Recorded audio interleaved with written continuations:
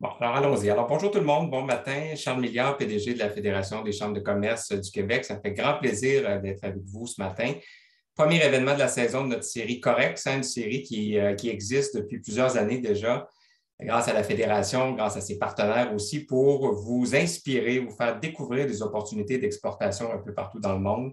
Et ma foi, ce matin, on s'y prend de belle façon parce que ce sont de nouveaux marchés, pas de nouveaux marchés, mais des marchés dont on entend peu parler au Canada, au Québec, la Jordanie, l'Irak et la Palestine. Alors, je vous invite ce matin dans une aventure très intéressante là, pour découvrir des nouvelles opportunités d'affaires. Je pense entre autres au secteur pharmaceutique. Je vois des amis d'ailleurs de ma précédente vie pharmaceutique qui sont sur la ligne, du secteur agroalimentaire, du secteur manufacturier, mais aussi du secteur technologique. Alors, on a un agenda pour vous ce matin, ma foi, assez athlétique. On a beaucoup, beaucoup d'invités, alors je vais me faire très court ce matin et je vais vous présenter rapidement nos invités pour vous montrer aussi la richesse des gens qu'on a réussi à rassembler autour de nous ce matin. Alors, premièrement, je vous les nomme, vous les verrez donc durant les prochaines 75 minutes, mais premièrement, très heureux d'accueillir donc Madame l'ambassadrice Danica Pari, qui est ambassadrice du Canada en Jordanie, Madame Robin Whitlaufer, qui est représentante du Canada auprès de l'autorité palestinienne, Monsieur Yves Duval, qui est chef du bureau d'Erbil, donc à l'ambassade du Canada en Irak, Monsieur Majid Della, qui nous a aidé d'ailleurs à l'organisation de l'événement et que je remercie, qui connaît bien la Fédération et qui est conseiller et délégué commercial principal à Affaires mondiales Canada. Comme dans tous les événements corrects, on a aussi des entrepreneurs parce qu'on veut que ce soit le plus concret, le plus pratico-pratique possible. Alors, ça me fait plaisir d'accueillir aussi Tony Malouf, qui est directeur général de Eddie Almond Paste Incorporé, M. Yoss Leclerc, qui est PDG de Logistro Consulting International, et M. Tariq Kessaï, qui est responsable du développement commercial et de la gestion des alliances pour le Moyen-Orient et l'Afrique chez Pharmascience, un important producteur de médicaments au Québec et au Canada. Je remercie aussi encore une fois les chambres de commerce. Il y a plusieurs chambres, je ne les nommerai pas tous ce matin, mais une dizaine de chambres nous ont aidés à faire le recrutement ce matin. Et aussi, évidemment, remercier nos grands collaborateurs, nos grands complices du programme Correx. Évidemment, BMO qui est là depuis tellement longtemps et qui occupe une place importante dans le programme, et EDC. Et sans plus tarder, je vais laisser la parole donc à notre partenaire René Douville de BMO Groupe Financier. Donc, René est premier vice-président et chef des services bancaires aux grandes entreprises pour le Québec. Alors, merci d'être avec nous ce matin et René, je te cède la parole. Merci, Charles. Vous m'entendez bien? Très bien. Est-ce que vous m'entendez? Oui, d'accord. Il y a des problèmes techniques des fois.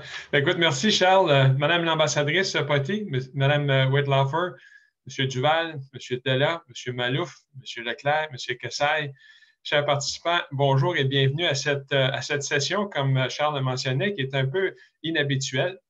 Alors, c'est un plaisir pour nous de présenter cet événement de la série, les rencontres 3.6 Correx de la Fédération des chambres de commerce du Québec aujourd'hui.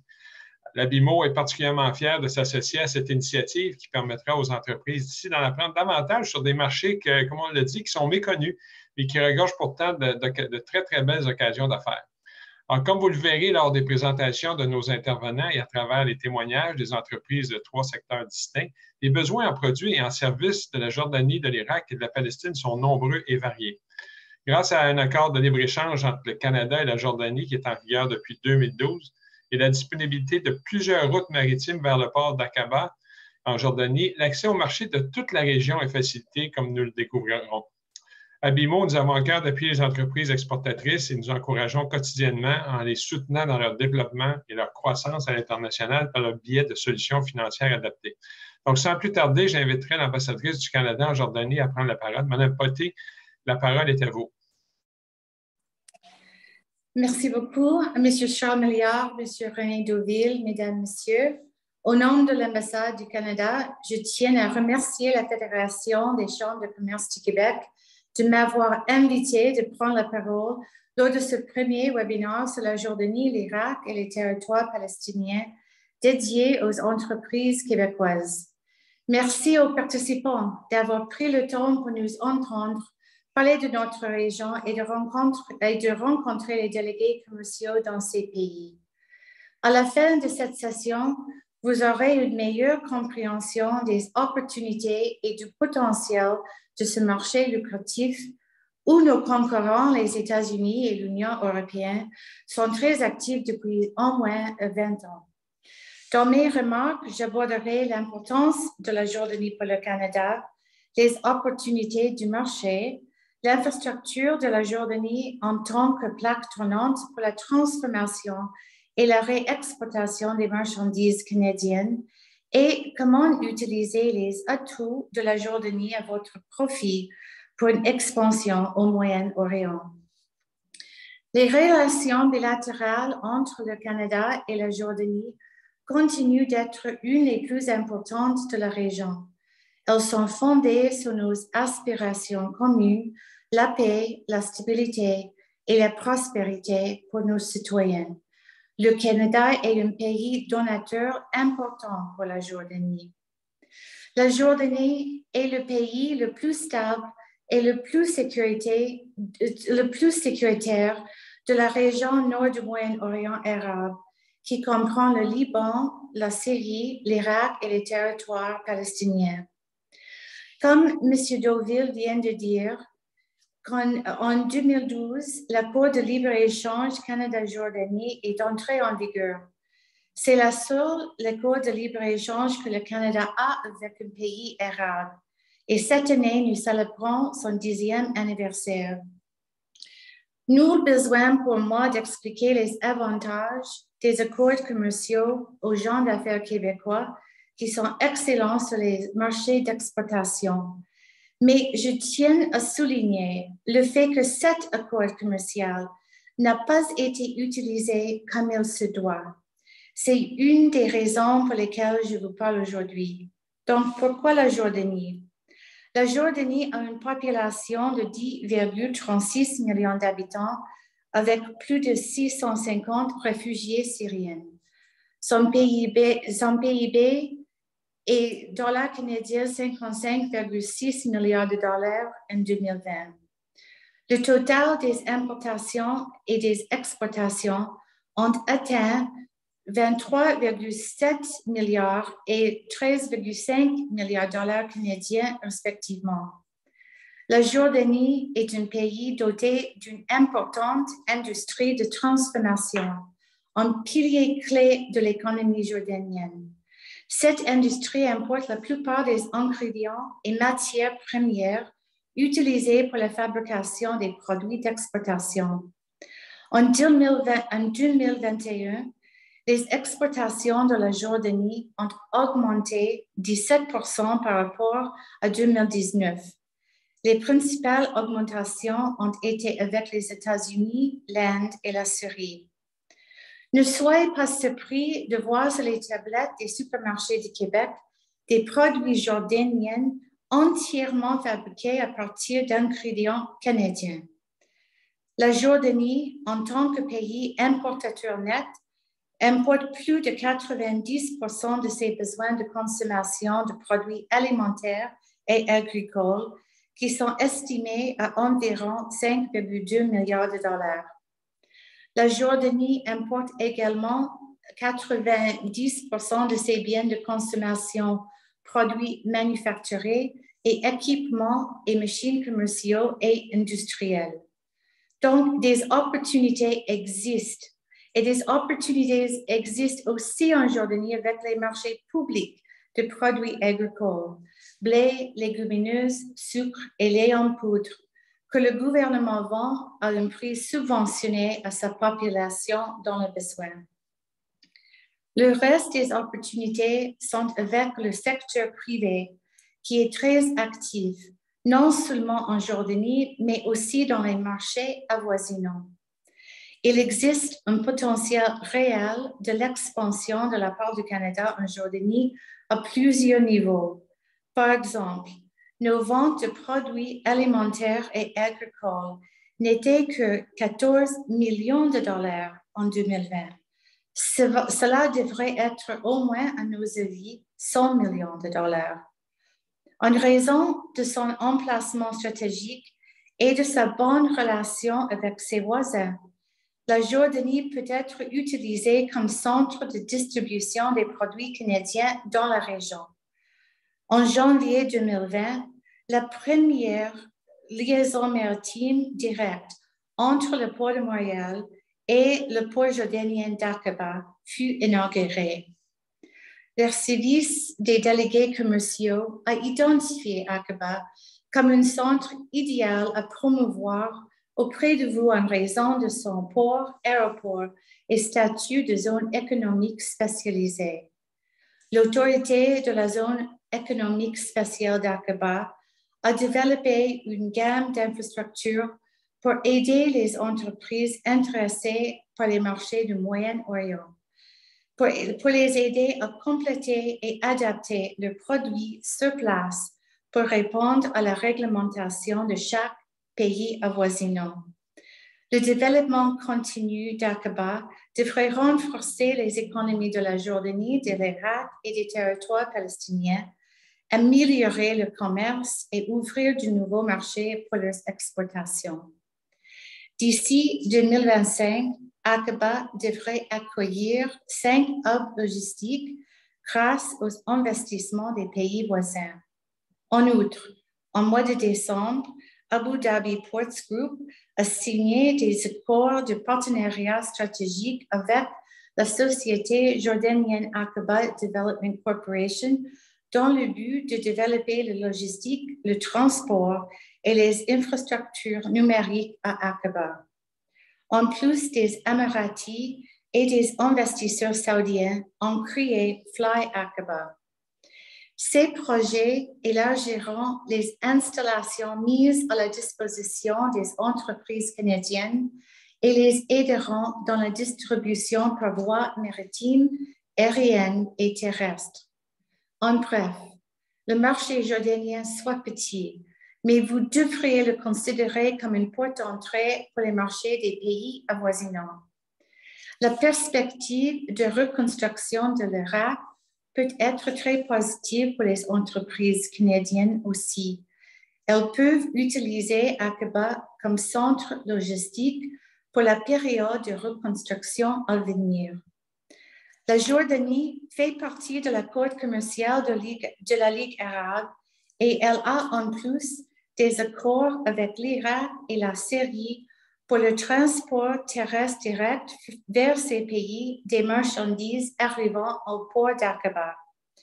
La Jordanie peut aussi ouvrir la porte aux produits canadiens vers le Conseil de coopération du Golfe et à d'autres marchés arabes si l'accord de libre-échange commercial et l'accord commercial de la Ligue arabe sont utilisés correctement par les entreprises canadiennes et leurs partenaires.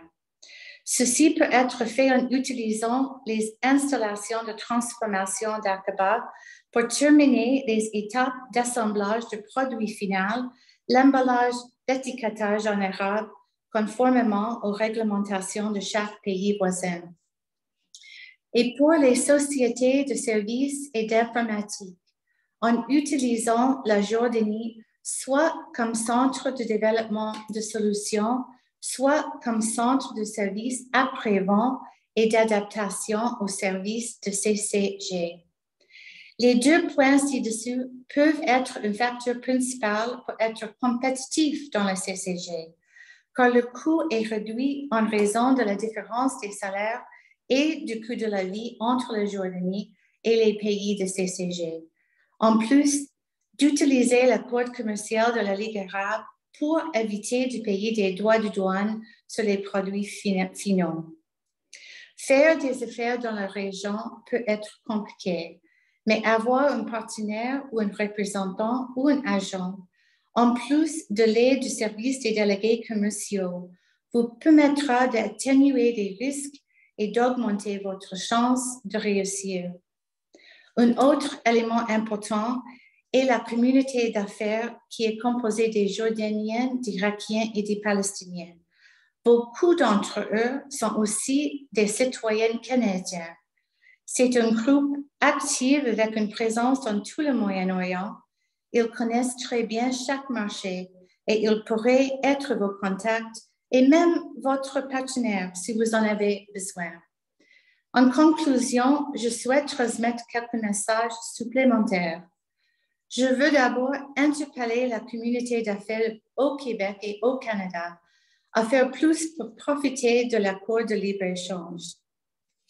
La Jordanie a fait beaucoup d'efforts pour réduire la bureaucratie, notamment la simplification des droits de douane. La Jordanie a récemment annoncé des frais de 0% sur 53 des importations. La Jordanie est également connue pour ses ressources humaines instruites de haut niveau. Les entreprises canadiennes de TI et de services peuvent bénéficier de ces ressources pour résoudre leurs besoins à court ou à moyen terme. Le ministère du Travail de la Jordanie est un excellent partenaire et le ministre est lui-même un Canadien et un excellent partenaire de l'ambassade et peut former les personnes selon la demande des clients. Le ministère peut vous aider à recruter la main-d'œuvre qualifiée nécessaire à court ou à moyen terme au Canada, en Jordanie ou dans des autres endroits.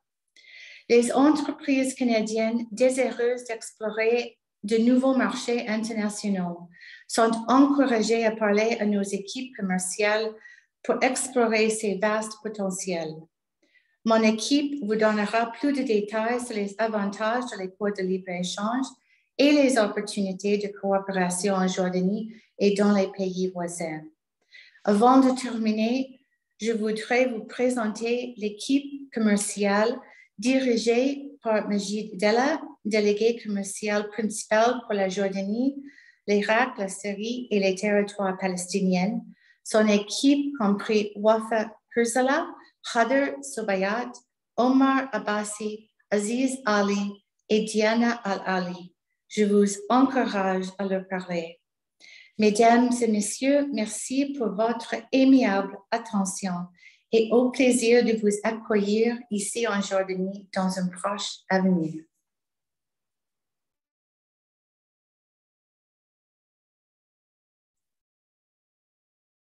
Excellent. Alors, merci beaucoup, Madame l'ambassadrice. Donc, on va poursuivre avec Monsieur Duval. Vous êtes avec nous? Oui, bonjour à tous. J'espère que vous m'entendez bien. Très bien. Je dois dire qu'aujourd'hui, à Erbil, on se sent un peu moins loin de la maison parce qu'on a eu de belles chutes de neige aujourd'hui. Bien, je suis honoré d'être virtuellement parmi vous aujourd'hui.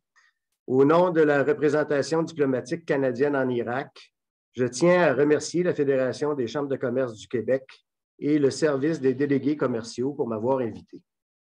Ce webinaire arrive à point pour vous offrir une mise à jour sur l'actualité économique de l'Irak et les occasions qu'offre ce pays aux entreprises québécoises et canadiennes. J'espère qu'après ma présentation, vous aurez acquis une bonne compréhension de l'Irak. Depuis 2014, le Canada a soutenu l'Irak dans la défaite de l'État islamique et aujourd'hui, nous l'appuyons dans sa transition vers un État stable et doté d'une économie moderne. Le Canada est largement perçu par les Irakiens comme un partenaire neutre et fiable, notamment parce que nous n'avons pas participé à l'invasion du pays en 2003, mais nous avons généreusement contribué à sa reconstruction par la suite. L'étiquette « Fabriquée au Canada » est considérée comme un gage de qualité. Malgré une remise à jour du secteur pétrolier, une grande partie de l'infrastructure du pays a été détruite. Les sites industriels restants sont désormais archaïques et désuets, et le secteur agricole doit être relancé et modernisé. La formation d'un nouveau cabinet suite aux élections d'octobre 2021 est encore en gestation, mais il porte l'espoir d'une stabilité politique permettant d'achever la réforme des institutions, des infrastructures et de l'économie de l'Irak. 5e plus grand producteur de pétrole au monde, l'Irak est un pays riche et en transition. On y compte plus de 40 millions d'habitants, dont 60% de sa population a moins de 24 ans. La majorité des Irakiens ont accès aux téléphones intelligents et sont très actifs sur les réseaux sociaux. Ceci est un point très important lorsque vous planifiez votre stratégie de communication pour rejoindre les consommateurs. L'industrie pétrolière domine évidemment l'économie irakienne. Le pétrole représente 60% du produit intérieur brut, 99% des exportations et plus de 90 des recettes publiques. Pour 2021, on estime que le produit intérieur brut nominal de l'Irak a atteint 275 milliards de dollars canadiens. Ici, le gouvernement de Bagdad a réagi à la crise économique liée à la pandémie avec un plan de réforme ambitieux sous la direction du ministre des Finances. Ce plan met l'accent sur le développement du secteur privé et sur la diversification. Je suis sûr que vous vous demandez ce qu'importe l'Irak. La réponse, c'est de tout. D'abord du pétrole raffiné, ensuite du gaz naturel, alors qu'elle en brûle inutilement des milliards de mètres cubes. Cela représente une perte annuelle de 2,9 milliards de dollars canadiens. Des efforts sont en cours pour récupérer ce gaz plutôt que de le gaspiller. L'Irak importe plus de 80 de sa consommation de produits agricoles et plus de 90 de sa consommation de produits manufacturés, tels que des médicaments, l'équipement industriel, des appareils électriques et électroniques, des voitures, etc. En 2020, les importations de l'Irak étaient évaluées à 54,7 milliards de dollars canadiens, dont moins de 0,2 en provenance du Canada. En guise de comparaison, la même année, nos concurrents, que sont les États-Unis et l'Union européenne, ont exporté vers l'Irak 5,6 et 8,8 milliards de dollars canadiens, respectivement. Il y a en Irak une forte demande pour des biens, des technologies et des services visant à répondre au marché de consommation, de même qu'à la construction et la modernisation des infrastructures. Le gouvernement irakien est l'acheteur le plus important et pourrait être la clé de votre succès selon votre secteur d'activité. Par exemple, le ministre du Commerce importe de très grandes quantités de denrées alimentaires telles que du blé, du riz, du sucre, du lait en poudre ou des lentilles pour les distribuer aux familles à revenus moyens et faibles. Le ministre de la Santé est l'unique acheteur de produits pharmaceutiques, d'équipements et de dispositifs médicaux pour l'ensemble du pays. De plus, Bagdad s'active désormais à améliorer le climat des affaires afin de créer un environnement propice aux investisseurs étrangers. Par exemple, depuis l'an dernier, des visas aux gens d'affaires de plusieurs nationalités, y compris des Canadiens, sont offerts dès l'arrivée. La plupart de nos concurrents sont présents et actifs en Irak depuis de nombreuses années. La liste comprend les États-Unis, l'Union européenne, le Royaume-Uni, l'Australie, la Chine, le Japon, la Corée, pour ne nommer que ceux-là.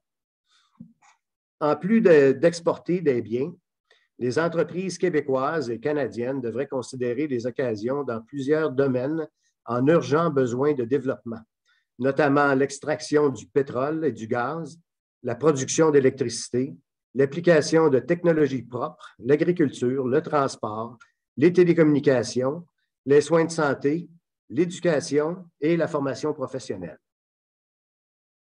Comme je l'ai déjà mentionné, l'Irak est un pays riche, mais il y a parfois des problèmes de liquidité liés au prix du pétrole et à ses transactions financières. Nos concurrents n'hésitent pas à proposer des options financières pour remporter un appel d'offres. Vous aussi, vous pouvez choisir cette option avec l'aide d'Exportation et Développement Canada. Maintenant, je voudrais vous dire quelques mots sur le Kurdistan irakien, notamment pourquoi plusieurs entreprises utilisent cette région comme point d'entrée pour conquérir le marché irakien. Le Kurdistan irakien est une région autonome créée en 1991 et confirmée dans la Constitution irakienne de 2005. Le gouvernement autonome du Kurdistan règne sur les provinces de Duhok, Erbil et Sulaymaniya dans le nord de l'Irak. La population compte environ 8 millions d'individus, incluant des minorités ethniques et religieuses. On y trouve 2 aéroports internationaux, un à Erbil et l'autre à Sulaymaniya, qui offrent des visas d'entrée émis par le gouvernement régional kurde sur place. Le Kurdistan irakien est incontestablement la région la plus stable et la plus prospère du pays. Au cours des 3 dernières décennies, Erbil a connu un développement spectaculaire, avec des immeubles modernes, et un réseau routier exceptionnel. Cela n'est pas étranger au fait que nombre d'investisseurs irakiens préfèrent investir leur fortune au Kurdistan. Cette situation renforce à son tour la stabilité du Kurdistan, puisque les investisseurs irakiens ont tout intérêt à protéger leurs avoirs.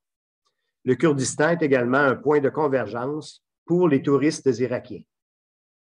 Parmi ses atouts économiques, la région compte sur des ressources pétrolières importantes, une abondance de ressources minérales à peine exploitées, de vastes terres agricoles, malgré une agriculture en manque criant de modernisation, plusieurs plans d'eau, une géographie spectaculaire, une stabilité qui contraste avec son voisinage et un gouvernement accessible et fonctionnel, ouvert sur le monde.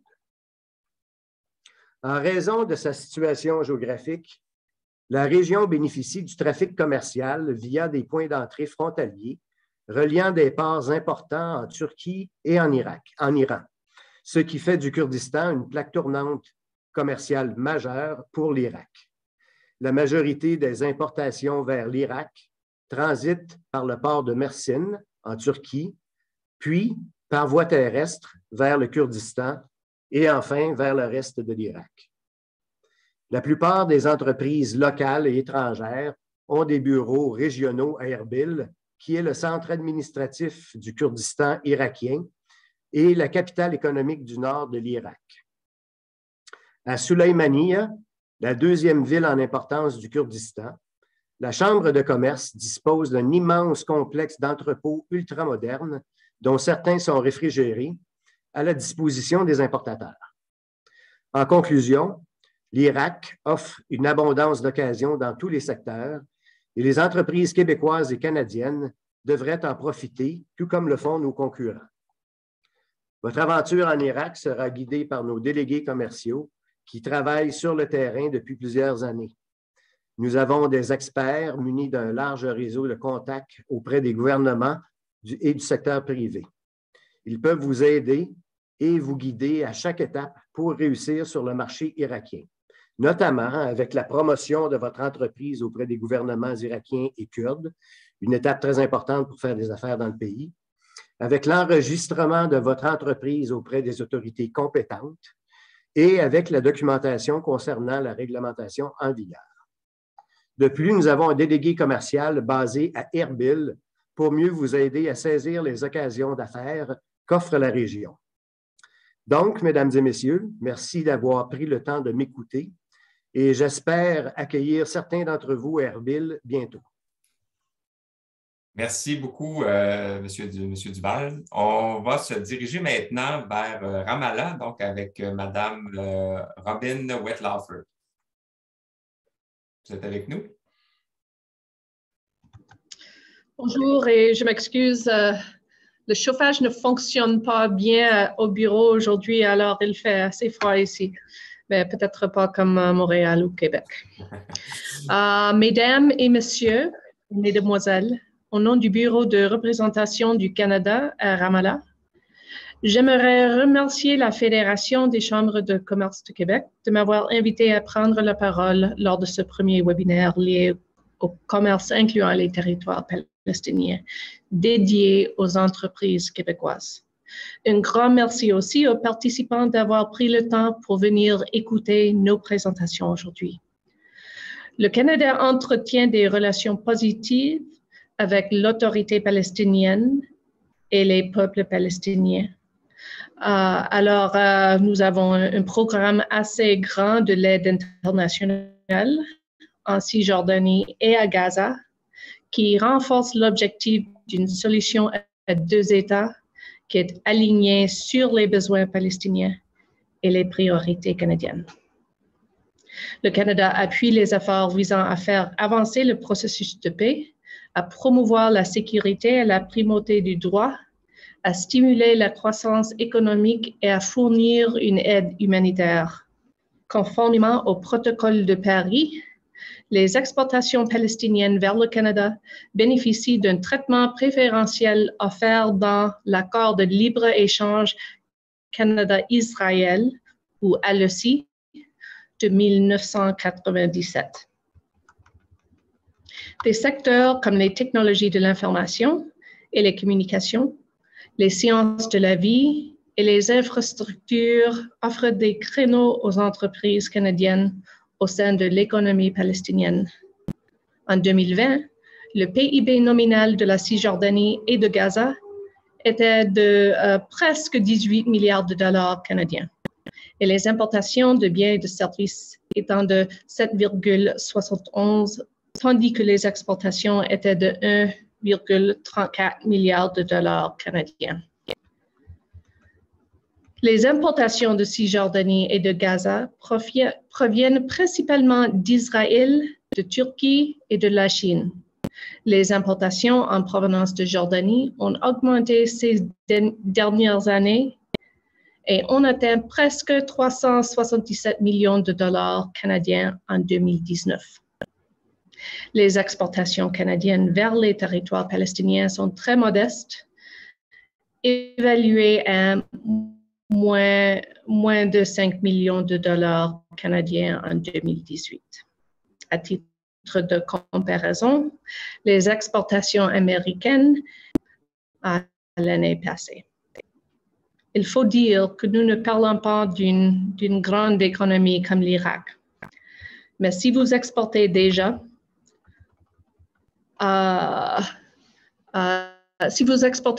vers l'un des pays voisins, Liban, Israël, Jordanie ou Irak, ajouter la Palestine à votre stratégie ne fera que renforcer votre position dans la région.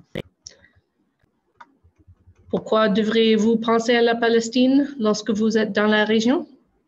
Conformément aux projets financés par l'Union européenne qui permettent aux conteneurs en provenance du port d'Aqaba de passer directement à Cisjordanie et à Gaza sans les décharger au point d'entrée, cela facilitera les mouvements commerciaux sans aucun délai aux douanes israéliennes pour le contrôle de sécurité. Ce nouveau hub de transit au pont King Hussein devrait augmenter de 30% le trafic commercial de la Jordanie vers les territoires palestiniens. C'est une autre raison de maximiser l'utilisation d'Aqaba comme plaque tournante pour vos exportations vers la région. Maintenant, les produits agroalimentaires canadiens sont exportés vers les territoires palestiniens via la Turquie. La Jordanie peut être une meilleure option pour exporter ces marchandises via le port d'Aqaba en transit vers la Cisjordanie et Gaza. L'autre principale raison pour laquelle les entreprises canadiennes devraient envisager d'exporter vers la Cisjordanie et Gaza, en premier, le marché dépend de l'importation de 90% de ses besoins, comme la Jordanie et l'Irak. Deuxièmement, les produits canadiens sont perçus comme étant de grande qualité. Troisièmement, la population est petite, mais elle croît à un taux estimé de 3% par an. Et finalement, la facilité d'être payé grâce à un secteur, la facilité d'être payé grâce à un secteur bancaire efficace. En Cisjordanie et à Gaza, on peut s'attendre à une expansion de la production locale d'aliments transformés, d'huile d'olive, de quincaillerie, de bois, de meubles, de plastique et d'articles ménagers. Une expansion est également prévue dans la production locale de produits pharmaceutiques. En outre, le franchissage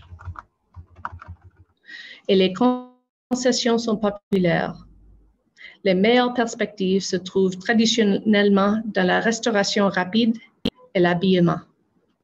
Les importations de produits de soins de santé, tels que l'équipement médical et les articles jetables, augmentent également en raison du soutien contenu des donateurs internationaux et de l'augmentation de la population. À noter, les réglementations de l'autorité palestinienne exigent que les entreprises étrangères établissent des agents et des distributeurs palestiniens en Cisjordanie et à Gaza.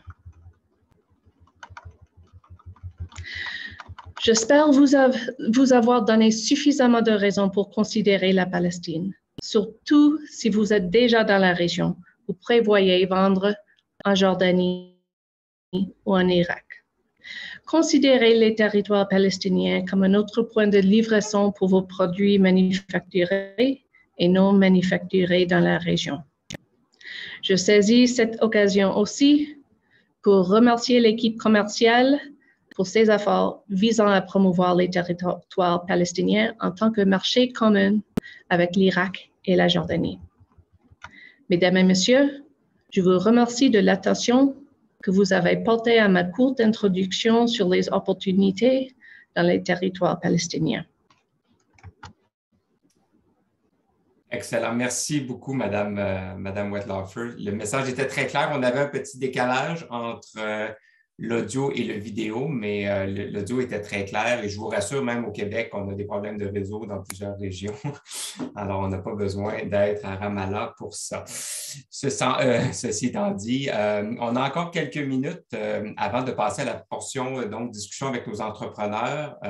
Alors, si des gens ont des questions, je vous invite encore une fois à lever la main ou à écrire vos questions dans le chat. Entre-temps, moi, j'aurais peut-être une question pour nos 3 premiers invités, peut-être une question en 2 volets.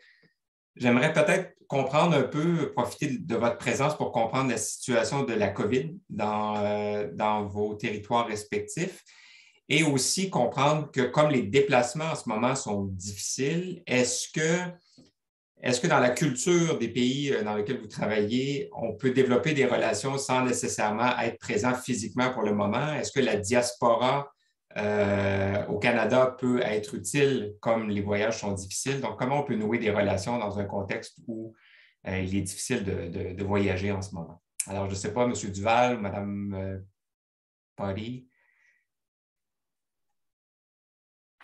Je peux bien me risquer à commencer sur la question de la COVID. Bon, ici, un peu comme ailleurs, mais peut-être un peu derrière tout le monde. Je pense que ce qu'on appelle la 4e vague semble avoir frappé en Amérique du Nord et en Europe avant d'avoir frappé ici. Mais on sent qu'il y a de plus en plus de cas qui sont enregistrés dans les dernières semaines, dont des cas d'Omicron.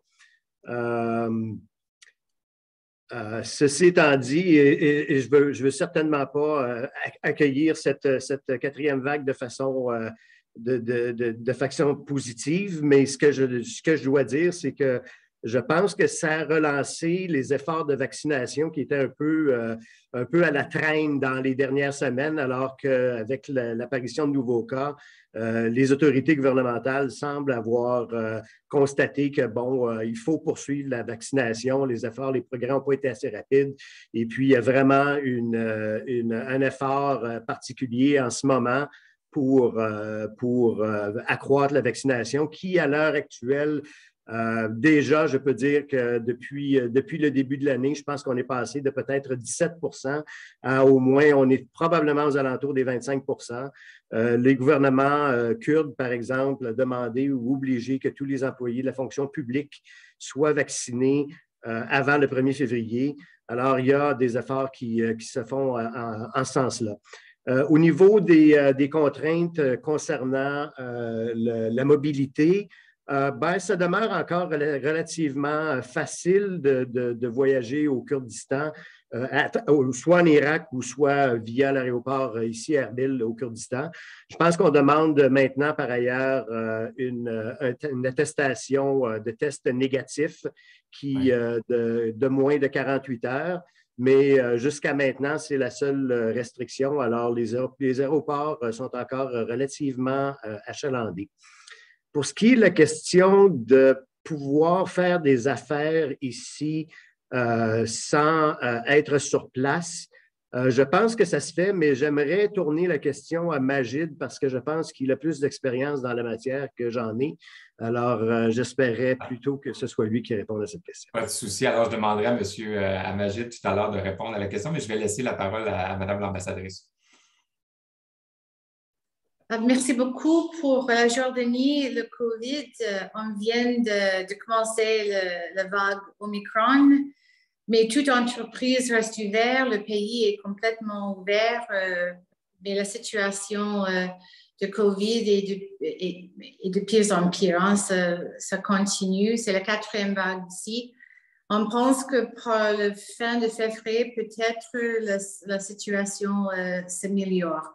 Et moi aussi, je demande à Majid de répondre aux questions des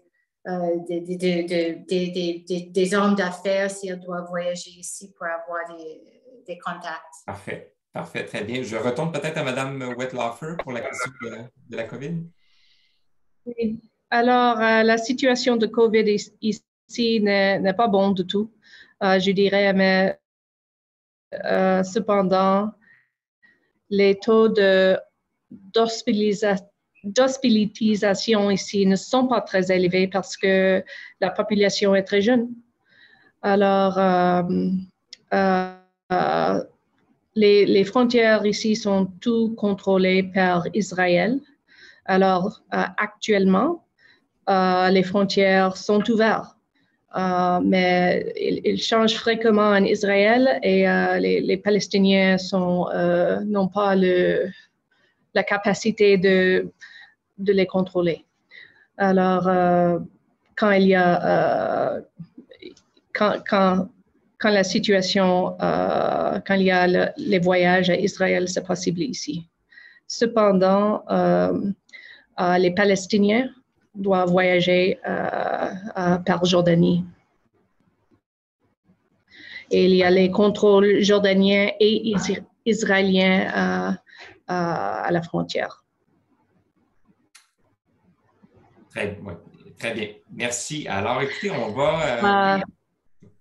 Allez-y. Et comme les autres, j'aimerais demander Majid ce qu'il pense sur la question de si c'est possible d'établir des liens commerciaux. Alors j'abandonne. À la demande générale, on va demander à Majid de répondre à ma question. Donc, Majid d'Affaires mondiales Canada. Et par la suite, vous pourrez introduire nos invités du milieu entrepreneurial. Merci. Merci tout le monde. C'est un grand plaisir pour moi de parler, mais après avoir parlé après les 3 speakers, je ne pense pas que j'apporterai beaucoup de choses, mais quand même, je vais faire mon possible. Une chose qui est sûre, c'est les marchés. On parle de 3 marchés. Moi, je les appelle marchés traditionnels. Qu'est-ce que ça veut dire pour moi, marché traditionnel? C'est que la relation personnelle est extrêmement importante. Voir le produit, le toucher et le manger, le tester ou quelque chose comme ça, c'est extrêmement important. Je sais que la COVID a créé un gros problème parce que plusieurs de ces gens-là ne sont pas capables de voir les produits ou bien de rencontrer les personnes avec lesquelles ils vont faire affaire. Ceci dit, il y a une autre chose aussi qu'on essaie de passer, c'est qu'on essaie d'expliquer la raison pourquoi tu ne peux pas voir l'autre personne maintenant, mais ça sera fait très prochainement, c'est que nous avons quand même sur le terrain des délégués commerciaux quand même d'une grande expertise, d'une grande expérience. Et quand je dis expertise ici, je ne parle pas de quelque chose de petit. J'ai une qui a 37 ans avec nous, j'en ai un qui a 25 ans avec nous, et les deux autres, c'est-à-dire leurs relations, leurs activités comme délégués commerciaux, que ce soit avec nous ou bien avec un autre pays, ils sont de 10 ans et plus. Donc, on parle vraiment des experts que je demande aux entreprises de ne pas me les voler maintenant, attendez quelques années, parce que vraiment, ils sont super. Je veux parler, vu que c'est le temps pour moi de parler, je veux parler des éléments pourquoi vous devrez venir dans cette région-là. Comme ça a été expliqué, moi, ce que je regarde le plus important, c'est qui est la population. Tu as une population qui est très jeune. Donc, quand une population elle est très jeune, sûr et certain, ce n'est pas acheter une maison ou bien acheter une auto qui est le plus important pour eux. Ce sont des consommateurs de produits de chaque jour. C'est eux qui consomment les téléphones, c'est eux qui consomment les tablettes, c'est eux qui consomment la nourriture, qui vont au restaurant, qui vont voir le film et tout ça. Donc, il faut regarder cette étape-là. Considérez aussi un autre point quand vous regardez sur le marché, et c'est ce que les 3 marchés vous offrent, surtout 2, c'est que ce sont tous des marchés de consommation qui importent de 90% et plus de ce qu'ils consomment. Et sur tous les points de vue, ça, je ne parle pas juste en agriculture, je parle aussi de machinerie, équipements et d'autres produits manufacturés. Mais en même temps, ce que vous devrez regarder aussi, que l'exportation de ces marchés-là est dominée par l'importation de matières premières et des ingrédients. Donc, que tu le fais d'un côté, que tu le fais de l'autre, le Canada pourra jouer les deux rôles, vendre les ingrédients et les matières premières, ou bien vendre les produits finaux à ce marché-là. Il y en a de tout. La seule chose qui manque sur ce marché-là, l'attention des entreprises québécoises et canadiennes à ce marché parce qu'ils ne l'ont pas compris. Je comprends qu'avant 2020, la problématique était le transport.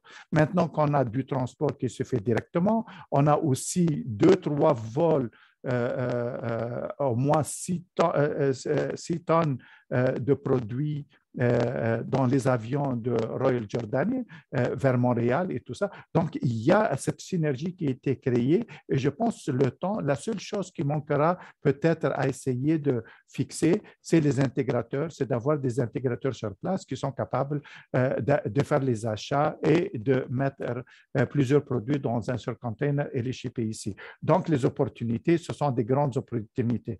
L'Irak apporte à lui vraiment des opportunités bien particulières. Quand on parle avec l'Irak, et je vais vous le dire, je vais donner un exemple, quand l'Irak importe, les années où il a importé le blé, dont l'importation du blé du Canada, elle dépasse complètement la relation bilatérale, par exemple, avec la Jordanie, juste pour vous montrer combien c'est grand, les quantités que l'Irak achète, c'est énorme. La Jordanie, elle joue un très bon rôle. Pourquoi? Parce que la Jordanie, elle est comme le lien, surtout qu'il y en a plusieurs personnes qui ne vont pas en Irak pour des raisons ou d'autres, qu'elles sont sécurité et ainsi de suite. Mais la réalité, c'est qu'en Irak, on peut trouver, par exemple, le Kurdistan qui peut ouvrir des portes vers le nord et la Jordanie peut ouvrir les portes vers le sud.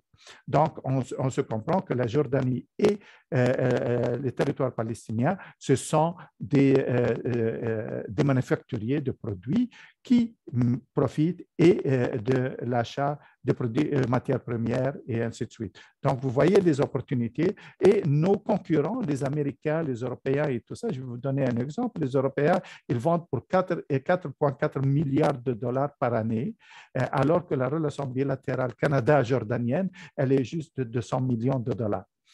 Juste un exemple. Les Américains, ils vendent pour environ 1,5 milliard de dollars par année. Quand on le compare avec le Canada. La même chose quand on parle pour l'Irak, la même chose quand on parle pour la Palestine. Il y a des opportunités, les produits canadiens sont très admirés et le Canada est un pays est considéré neutre, donc c'est un pays ami, ce n'est pas un pays ennemi, donc on peut en profiter. Je ne veux pas parler encore plus parce qu'on aura l'occasion, puis vu que les gens connaissent mon nom et tout ça, ils peuvent communiquer directement avec moi. Je veux m'attaquer directement au témoignage parce que n'importe quoi que je vous dis, ben, c'est beau, mais c'est mieux de l'entendre d'une entreprise qui est pareille, qui parle votre langage et qui a déjà l'expérience sur le terrain. Je veux commencer par Tony Malouf. Tony Malouf est le directeur général de Pâtes d'Amande Eddy, une entreprise qui se spécialise dans la fabrication d'une gamme complète d'ingrédients pour la boulangerie. Depuis 2008, Tony est spécialisé dans l'import-export et du développement des affaires. Il est l'architecte du développement et de l'expansion de l'entreprise dans les marchés du Moyen-Orient, incluant le Qatar, le Liban, Bahreïn, l'Arabie saoudite, la Jordanie, le Koweït et l'Irak. Pâtes d'Amande Eddy est bien établi sur d'autres marchés majeurs d'exportation, comme celui des États-Unis, la Malaisie, l'Inde, en plus du Moyen-Orient. Tony, à toi la parole.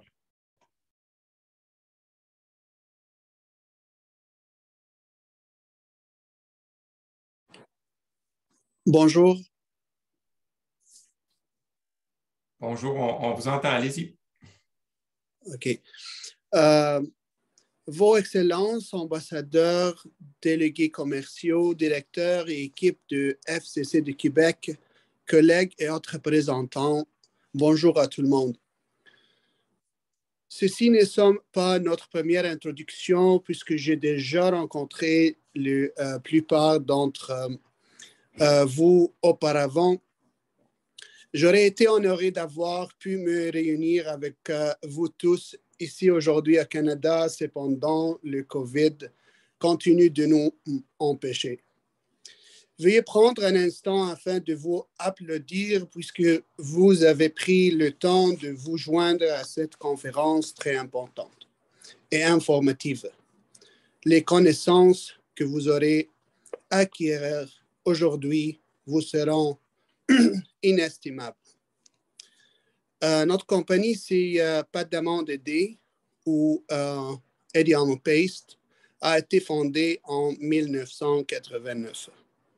En tant que seul fabricant de pâtes d'amande au Canada, nous avons développé plus de 400 ingrédients différents pour les boulangeries et la pâtisserie. Nous sommes fiers de distribuer ces produits partout au Canada et aux États-Unis, même aussi exporter notre marchandise dans le Moyen-Orient et aussi dans plus de 15 différents pays. Notre vision est plutôt simple, offrir les meilleurs services, produits et prix possibles sans jamais compromettre nos normes très élevées. La plupart de nos nouveaux clients nous sont parvenus par le biais de bouche à oreille, puisque nous sommes très appréciés et sommes des leaders mondiaux de notre domaine. J'ai été invité ici aujourd'hui afin de discuter de mes nombreuses observations personnelles ainsi que notre compréhension de ce qu'est l'exportation. Je vous offre notre propre expérience, en particulier avec la République d'Irak. Comme pour tout projet, vous rencontrerez quelques difficultés, mais ferez face à plusieurs avantages. Dès 2010, nous nous sommes lancés dans cette grande aventure. Celle-ci était aussi intimidante qu'excitante, par nous engageons vers l'inconnu. La situation politique étant qu'elle était, les gens se demandaient pourquoi nous mettions en danger notre argent, notre entreprise et nous-mêmes. Confiants, nous savions que nous étions celui qui allait briser les barrières. Et nous l'avons fait. Nous avons prouvé que nous avions raison. Nous avons établi des relations authentiques et fiables avec nos distributeurs, tuant nous développement aux côtés de ces nombreuses petites entreprises à Bagdad, à Erbil, à Mossoul et ailleurs. Ces précieux partenaires unissent notre immense talent et leur admirable éthique de travail au nôtre, afin que nous devenions un.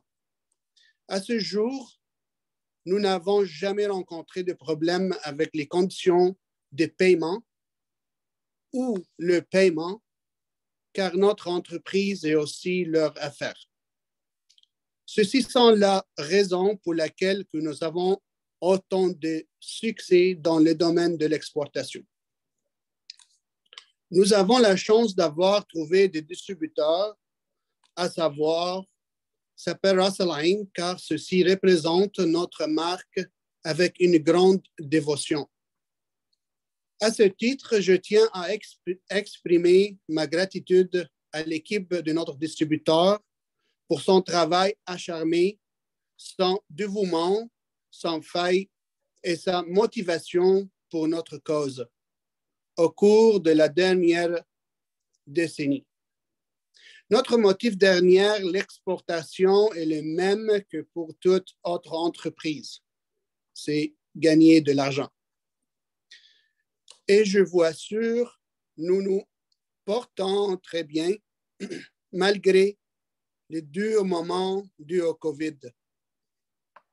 Au début, il y a 10 ans, nous envoyons un conteneur outre-mer aux 2 mois.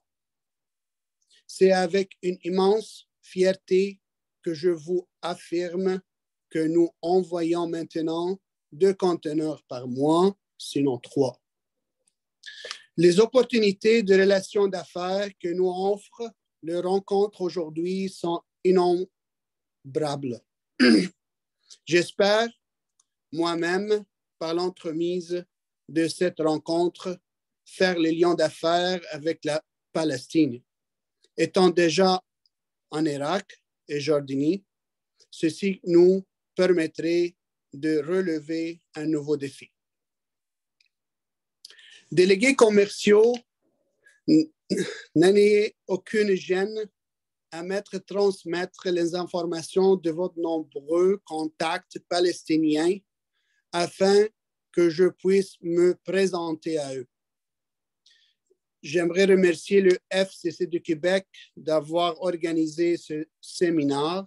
Je souhaite que cette causerie soit la première parmi tant d'autres en vue de faire reconnaître notre Québec comme puissance de l'exportation. Finalement, je vous recommande fortement d'aller de l'avant et de saisir cette opportunité unique. Je me porte volontaire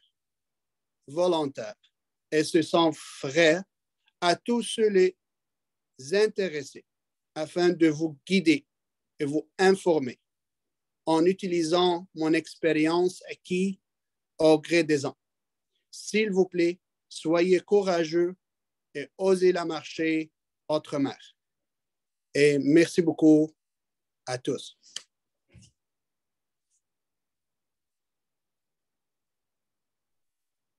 Votre micro est fermé, M. Della. Sorry, OK, bien sûr. Tony, un grand merci. Tony, il travaille avec Khadr Sobihat, notre agent depuis une dizaine d'années maintenant. Je suis très fier de dire que Tony, c'est un client qui nous a toujours aidés quand on voulait qu'il donne des témoignages. Merci.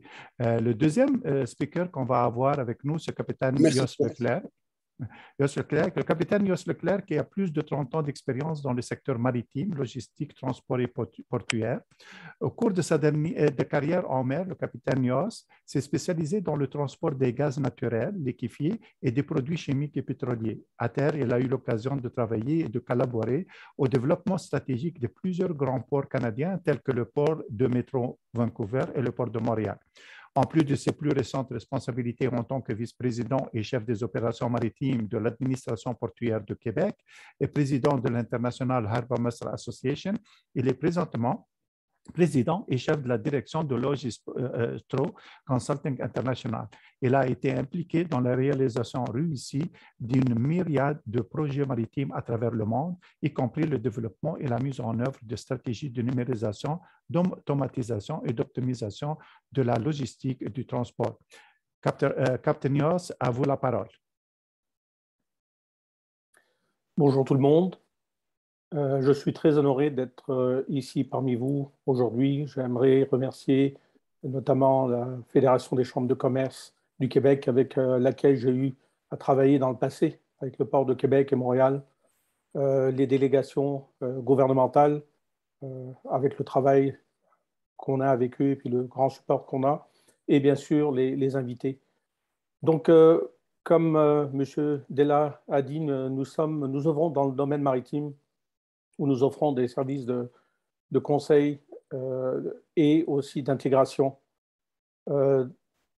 Nous travaillons au niveau canadien, mais aussi international, et avons développé une expertise là, sur le continent africain et le Moyen-Orient depuis déjà plusieurs années. Comme a dit M. Malouf, il y a énormément d'opportunités dans ces pays-là. Il y a aussi des défis, bien sûr. Par rapport au Covid, fait important, c'est que j'ai plus voyagé les 2 dernières années que je l'ai fait auparavant. Donc, oui, il y a la Covid. Il y a toute une logistique par rapport à cette nouvelle façon de vivre et de voyager. Donc, il y a tout un volet logistique qu'il faut prendre en considération, et puis au niveau aussi là, des assurances. Mais c'est faisable. Comme je vous le dis, depuis les 2 dernières années, j'ai passé, je dirais, plus de 30% de mon temps à l'extérieur du pays. Donc, par rapport à l'expérience que nous avons eue, et spécifiquement en Irak, ça fait quelques années que nous sommes sur place. l'ambassade canadienne à Bagdad, M.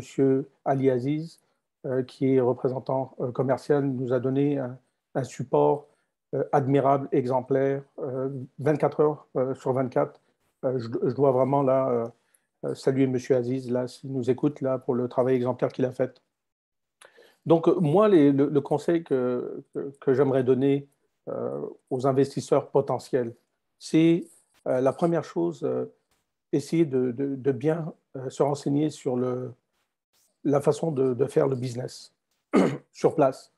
Nous avons tantôt parlé de la problématique du Covid et du fait de pouvoir travailler à distance. Mon expérience personnelle, c'est que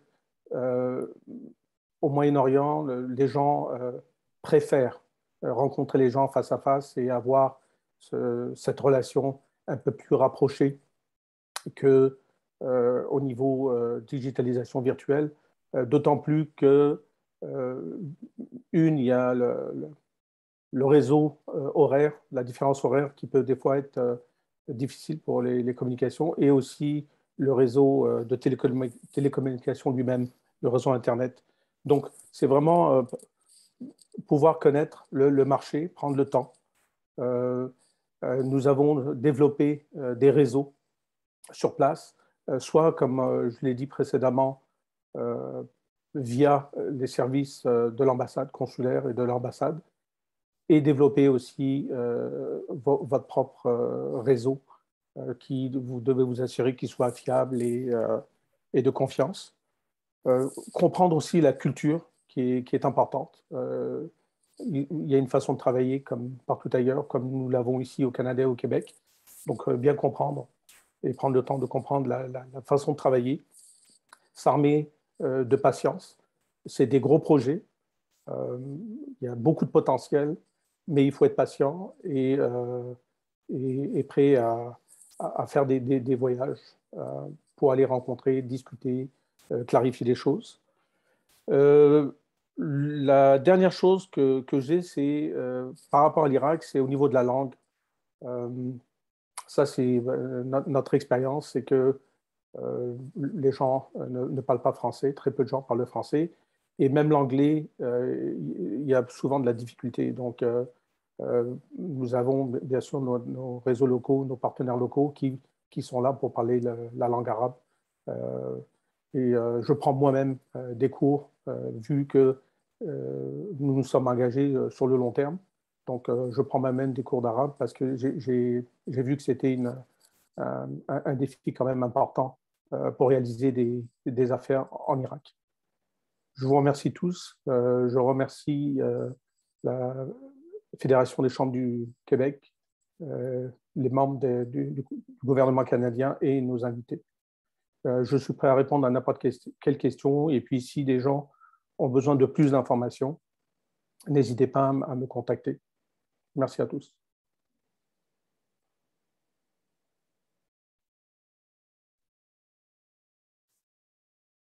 Merci, M. Leclerc. On retourne à M. Vous êtes là? Oui, oui, je suis là. C'est toujours essayer de trouver le bouton. Un grand merci, M. Leclerc.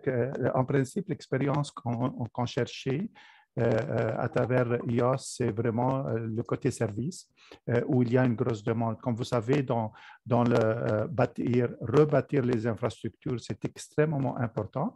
Et quand on a parlé tout à l'heure, par exemple, pour l'Irak, les infrastructures, là, on ne parle pas de quelque chose de limité. Non, ça peut être les hôpitaux. Il y en a 19 hôpitaux nouveaux qui sont supposés être construits, un pour chaque province.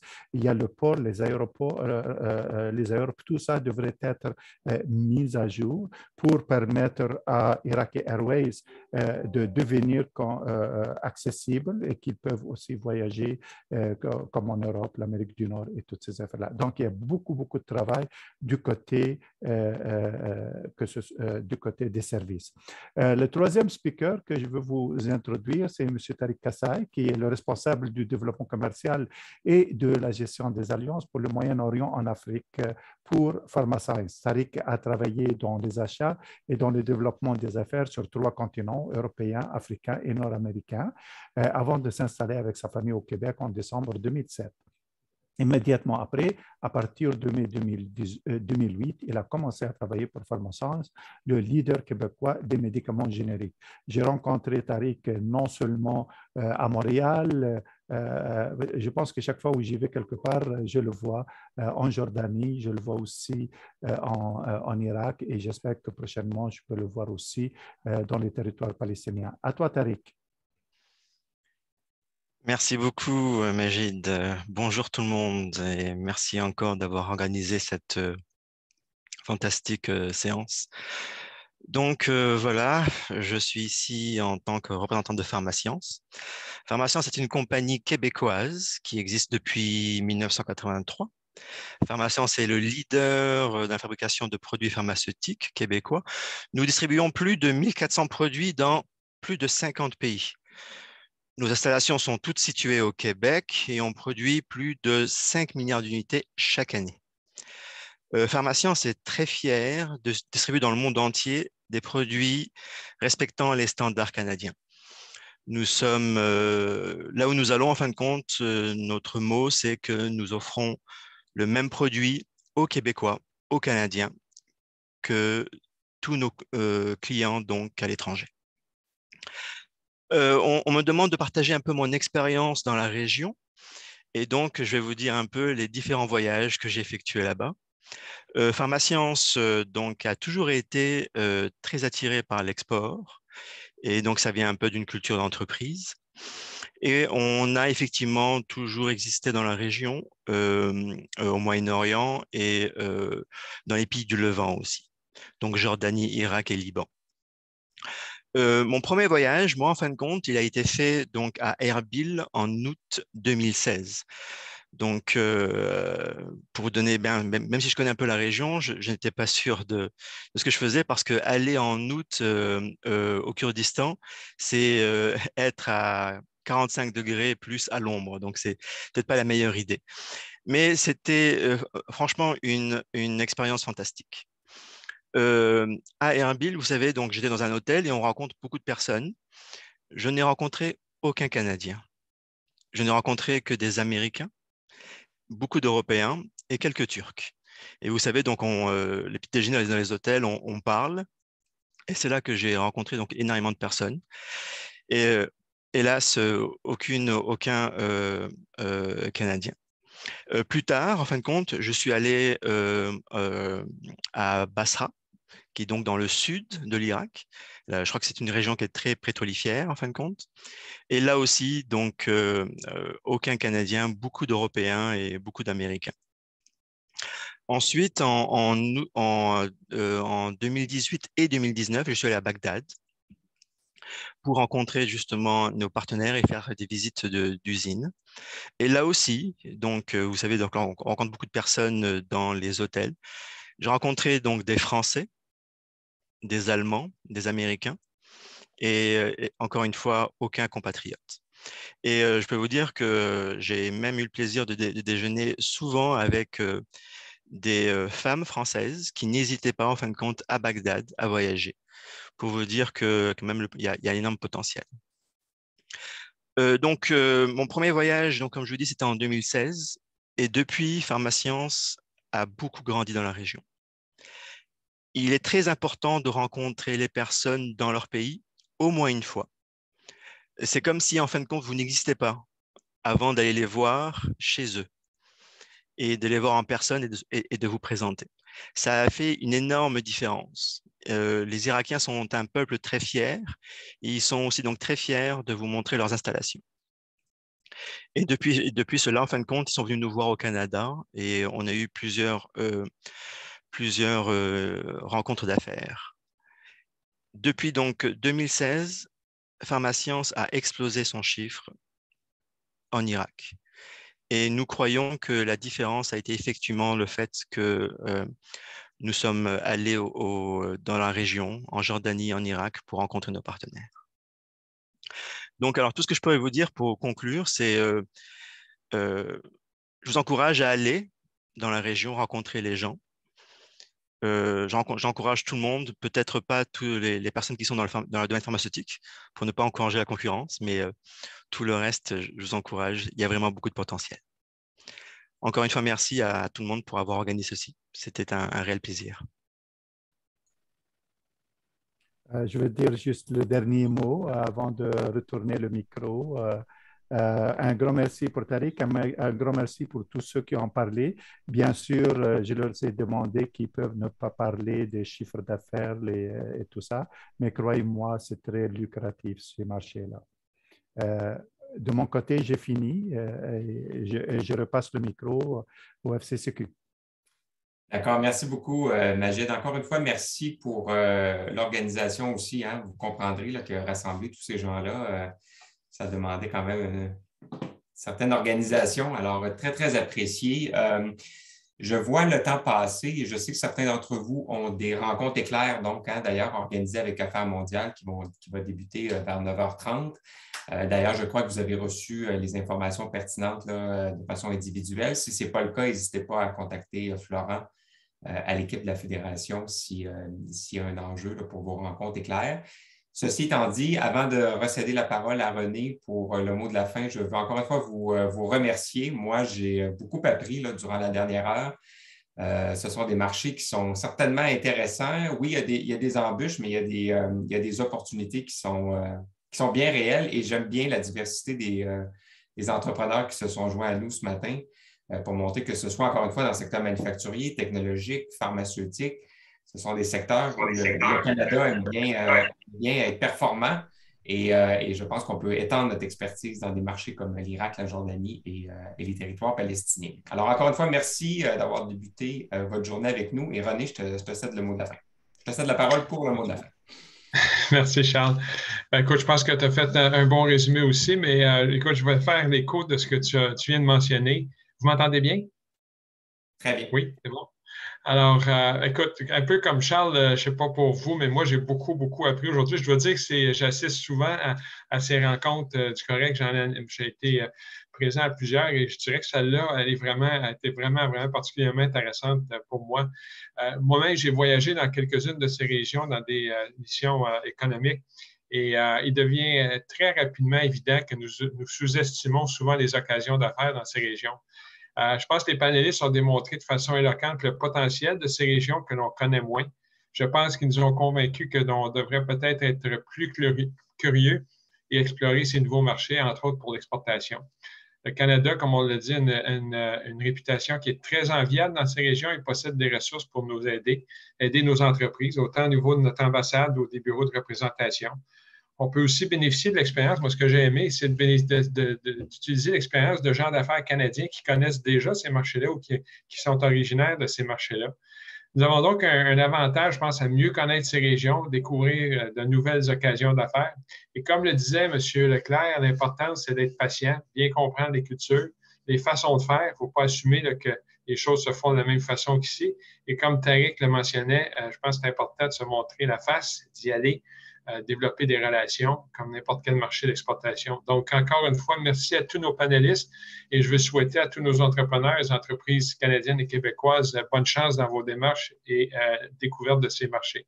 Merci aussi à la Fédération des chambres de commerce du Québec pour organiser ce genre d'événement-là. Puis évidemment, BMO est très fier d'être associé à ça. Bravo. Eh bien, merci René. Alors, bonne journée tout le monde. À très bientôt. Au revoir.